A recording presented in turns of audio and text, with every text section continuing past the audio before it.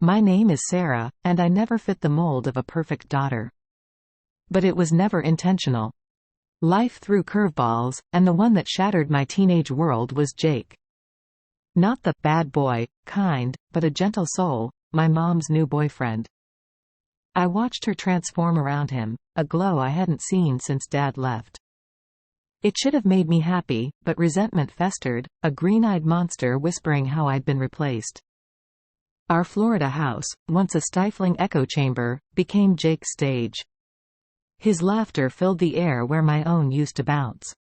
I became an observer, perched on the sidelines of my own life. Nights were the worst. My own restlessness mirrored Mom's giggling in the room beside mine, their playful banter seeping through the walls.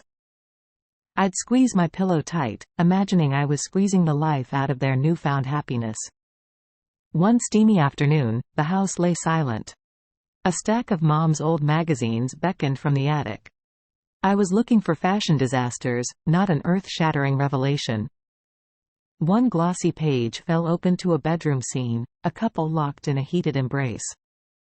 It was the fuel my darkest thoughts needed. My pulse pounded a frantic rhythm, a blush staining my cheeks. This was how adults connected. An unfamiliar stirring bloomed low in my belly. That night, everything twisted. A floorboard creaked outside my room. I tensed, imagining Jake's footsteps. But it was Mom's hushed giggles that filtered through. Then, his voice, low and laced with a warmth I'd never heard directed at me. Curiosity ignited, overcoming any shred of guilt. Bare feet padded to the door, my hand hovering over the knob. Inside, a scene unfolded that burned itself into my mind. Bathed in moonlight, their bodies moved as one, whispers and soft moans filling the space. I should have been disgusted. But instead, a flicker of my own longing surged through me. I felt an intruder, yet inexplicably drawn to the intimacy unfolding before me. My own body, once unfamiliar, was a map of unexplored desires waiting to be revealed. And suddenly, Jake wasn't just the man who'd usurped my place. He was the unwitting key to unlocking something inside me. The weeks that followed were a haze. Mom's happy chatter grated on my nerves. My only escape was watching Jake from the shadows, the way his strong arms flexed as he mowed the lawn, the beads of sweat clinging to his brow. My fantasies grew bolder with each passing day, a dangerous game only I knew the rules of. One Wednesday afternoon, the house was empty. A storm raged outside, mirroring the turmoil within me. I needed something. Hands trembling, I logged onto the old desktop in Jake's office. The internet opened up a world I'd never dared to explore. My innocent searches became bolder, steamier, the blush on my cheeks deepening. This, I realized, was the missing piece.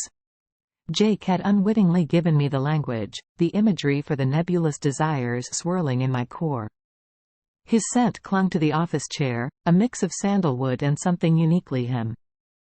On impulse, I closed my eyes and inhaled, letting my fingers ghost across his desk, imagining it was him beneath my touch. A strangled gasp escaped my lips. This was wrong, so wrong, yet it felt wickedly thrilling. I was teetering on a dangerous edge, the chasm of my taboo fantasies yawning beneath. The storm outside faded as the internal one raged. My newfound education both tantalized and terrified me. The images haunted my dreams, Jake's touch a phantom sensation on my skin. It was a madness I craved and loathed in equal measure. The following week, opportunity presented itself in the guise of an open laptop. Jake, ever the businessman, was prone to leaving emails and spreadsheets open while he rushed out for errands. A quick scan of his inbox was usually mundane, a glimpse into his work life. But that day, my eyes snagged on a name, Cassie. The messages were harmless, work-related, until they weren't. A playful winking emoticon, a teasing, "miss you already," the words searing themselves into my brain. Jealousy twisted like a knife in my gut. Jake wasn't the flawless figure I'd imagined. I stumbled upon more exchanges, the undercurrent of flirtation undeniable. It wasn't love, not like he claimed with Mom, but something less pure. It ignited a dark satisfaction within me. He was a hypocrite, his words nothing but honeyed lies. And I had the proof. The power of knowing his secret pulsed through my veins. I spent days mulling over my options. Confront him? Threaten to expose him? The twisted thrill of holding his world in my hands was intoxicating. Then, a new, far more dangerous idea took root. One Wednesday, their laughter drifted down the hallway as I studied in my room. I waited until the rhythm of their voices stilled, the house settling into that post-dinner hum. With each step towards Jake's office, my resolve hardened. This wasn't a spur-of-the-moment decision. It was a calculated move on my twisted chessboard. His phone lay on the desk, an innocent rectangle of glass hiding his guilty secrets. My hands shook as I swiped through, searching for Cassie's contact. A simple text, carefully crafted to be both enticing and vague, a promise of something more, sent from an unknown number. Satisfaction, laced with a bitter triumph, washed over me. He had opened this door, and I would see just how far he'd walk through it. The wait was excruciating. Each hour brought a knot of fear and anticipation. That night, my phone vibrated. An unknown number, a single message. Who is this? My heart pounded a wild rhythm. It was time to raise the stakes. For weeks, our dance continued. Cryptic texts hinting at desire, at longing.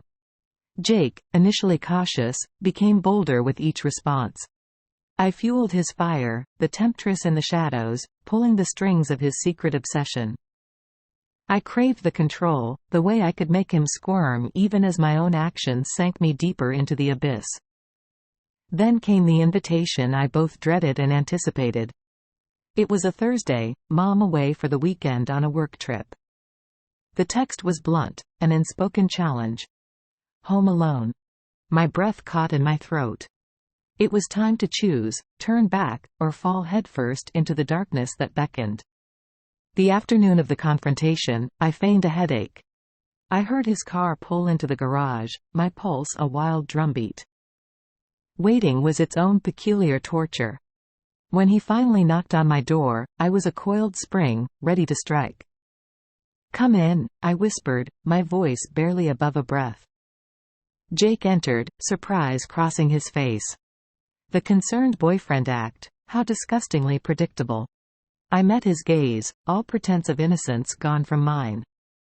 "Did you get my messages?" My words cut through the silence, slicing away at the facade. His eyes widened, realization dawning. It was a moment of delicious power, to watch the color drain from his face. I tossed his phone onto the bed. The evidence glowed on the screen, our texts, his illicit replies. He stammered, trying to explain, but I held up a hand to silence him. "Don't insult me with your lies," I said, my voice cold. "You wanted this. You craved it." In that instant, the power dynamic shifted. He wasn't the man in control anymore, I was. His eyes flickered to mine, and I saw the darkness that mirrored my own. Wordlessly, he crossed the room. I didn't resist, didn't fight the way I knew I probably should have. Instead, I embraced it, the descent a surrender to the part of myself that reveled in the chaos. It wasn't romantic, not in any sense of the word. Our bodies collided in a storm of forbidden desires and desperation, a frantic need to claim something, anything. We were two moths spiraling towards the same destructive flame. With each stolen breath and fevered touch, a sick sense of triumph echoed in the hollow place guilt should have resided. The morning light pierced the room like an accusation. Shame washed over me, an icy wave in the wake of the night's heated frenzy. Jake was already gone, a silent ghost slipping out as I slept. I stared at the rumpled sheets, the lingering scent of him a physical ache in my chest. This wasn't just a point of no return, it was a freefall with no parachute in sight. The lies came easily now. Feigned illnesses to avoid family dinners, invented study groups to explain my absences. I became an expert at deception, masking the dark circles under my eyes with concealer, the hollowness in my laugh with practiced cheer. Jake and I never spoke of that night, yet it hung in the air between us, an unspoken agreement. My stolen moments with him weren't the passionate embraces I'd fantasized about. Instead, they were furtive meetings in shadowed corners, quick bursts of illicit pleasure followed by gnawing guilt. He became a drug I couldn't live without yet despised, a necessary poison coursing through my veins. One afternoon, I was curled on the couch, feigning interest in a textbook, when Mom's voice shattered the fragile peace. "Sarah, honey, can we talk?" My stomach plummeted. She stood in the doorway, her smile hesitant. In her hand, a small, rectangular box. My heart clenched. Had she somehow discovered a discarded text? An item of clothing not so subtly out of place? "Jake asked me to marry him," she said, her voice trembling slightly. The world tilted on its axis. It should have felt like a victory, proof he was the fraud I painted him to be. Instead, a chilling horror washed over me. I was an unwitting accomplice in my own mother's heartbreak. Each "I love you" he whispered to her over family dinners was a sharpened blade twisting in my gut. I wanted to scream, to tear the happy facade to shreds. Yet, the words died on my lips. I forced a brittle smile, a hug. Played the role of supportive daughter while my insides turned to ash. He was my monster, and I had helped create him. The wedding was a blur. White lace and tinkling laughter seemed like a cruel mockery. My gift to them was a framed photo. The three of us, a picture-perfect family that was nothing more than a carefully crafted lie. Each time I caught Jake's eye across the room, it was a silent pact, a shared secret threatening to consume us both. The honeymoon was my reprieve. With them gone, I fell apart. My nights were filled with twisted dreams, Jake's face morphing into Mom's, tears streaming down her cheeks. The guilt was a physical weight, crushing me. I considered confessing, then immediately dismissed it. The damage was done, an explosion with no way to contain the blast. When they returned, tanned and glowing, I was a hollow shell. Jake seemed changed, too. There was a distance in his eyes, a caution that hadn't been there before. Our silent power struggle intensified. He held the threat of exposure over me, a leash I couldn't break free from. I retaliated with subtle acts of sabotage. Misplaced documents, a forgotten phone left open with a suggestive text in full view. It was a petty, pathetic war, the consequences hanging over us both like a storm cloud ready to burst. One sweltering evening, the tension snapped. We were alone in the kitchen, the air thick with unspoken accusations. "You're a monster," I hissed, the words tearing from my throat. He laughed, a bitter sound. "And who made me one, Sarah?" I had no answer, no defense. We were locked in a destructive embrace, trapped by our own choices. He reached out, a touch I should have flinched from, but instead, I leaned into it. Our bodies remembered the rhythm, the desperation. In that moment of surrender, I saw a twisted reflection of myself in his eyes, lost, broken, and hopelessly consumed by the darkness we had created together. The ending isn't a neat one. There's no absolution, no heroic confession. The secret lingers, a cancer eating away at both our souls. I don't know how long this fragile house of cards will stand, or who will be left broken in its wake. All I know is that somewhere along the way, I crossed a line I can never uncross. And the consequences? They will echo for a long, long time.